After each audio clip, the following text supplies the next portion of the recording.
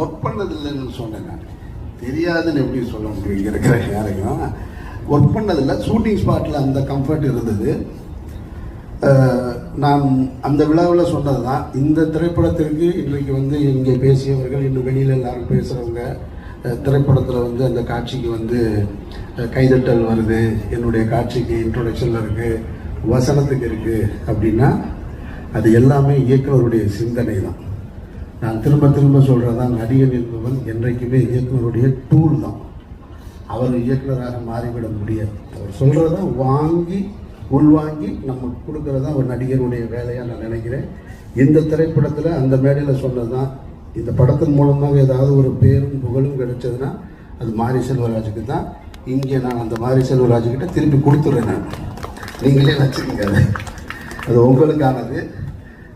ரொம்ப சந்தோஷம். அதை தாண்டி மீடியாவுக்கு நான் அதிகமாக நன்றி சொல்ல கடமைப்பட்டிருக்கேன்.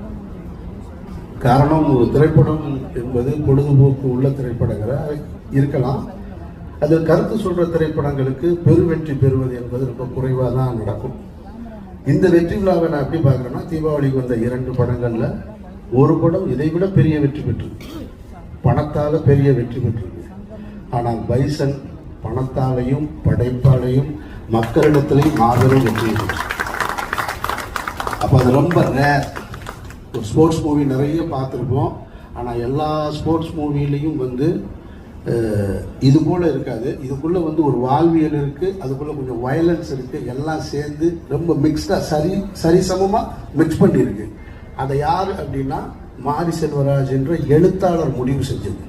எழுத்தாளர் முடிவு செஞ்சு அதை இயக்க வந்து அதுக்கு இத்தனை தொழில்நுட்ப கலைஞர்கள் உள்ளே சேர்த்து கொண்டு வந்தது. அதனால் இது எல்லா படைப்பையும் கொண்டு வந்து உங்ககிட்ட கொடுக்கும்போது நீங்கள் அதை சரியாக சேர்த்து, இதில் நீங்கள் பத்திரிகையாளர்களும் நான் திரும்ப திரும்ப நன்றி சொல்ல கடமைப்பட்டிருக்கேன். எல்லோரும் மிகச்சரியாக, அதாவது ஒரு பெருவாரியாக கொண்டாடிக்கிட்டு இருக்காங்க. எப்படி பைசனுக்கு மாபெரும் வரவேற்பு இருக்கோ, ஒரு 10 பேர் அதை எதிர்கருத்து சொல்லிக்கிட்டே தான் இருக்காங்க. அது எல்லா இடத்துலையும் நானும் பார்த்துட்டு தான் இருக்கேன். அதை எதிர்கருத்து சொல்கிறவங்க சொல்லிக்கிட்டே இருக்கட்டும், அது இருக்கணும். படைப்பு என்றால் ஒரு படைப்புக்கான எதிர்கருத்து இருக்கணும்.